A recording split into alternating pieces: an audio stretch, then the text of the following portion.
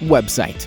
Maybe you're thinking about having your first one made, or maybe you just need a new, better one. In any case, you should know at least some of the basics about web design. And no worries, it will only take 3 minutes.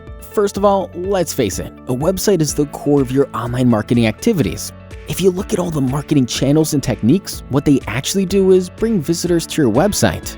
And the main purpose of a website is turning these visitors into customers. In marketing terms, this is called conversion.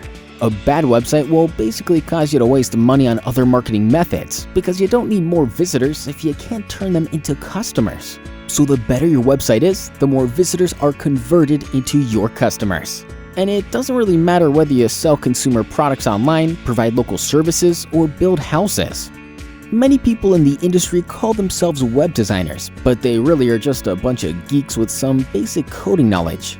Of course, without much planning, they will pretty quickly create a website for you with lots of information, photos, contacts. But the question is that the way to turn the visitors into your customers? Is that what you need? And the answer is simple: no. What you have to do is look for someone serious about web design. Well, that's where we come in.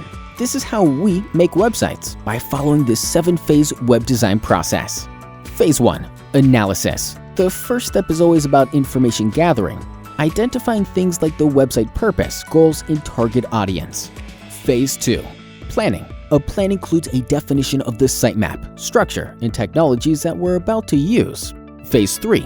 Design. Not only do we focus on wireframe models and the visual style in this stage, but also on the usability of the user interface for the best possible user experience. Phase 4. Content.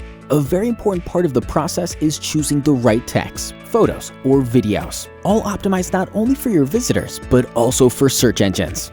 Phase 5. Development. Here, we actually create the website using the hypertext markup language and cascading style sheets with some help from databases and other technologies as well.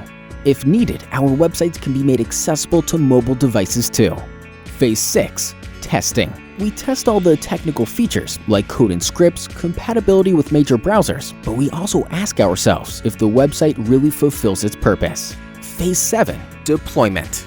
After we launch the site, our job is definitely not done yet. We always monitor what's happening after the start, enabling us to fix any possible deficiencies. And if you want, we can also manage the future maintenance and updates for you.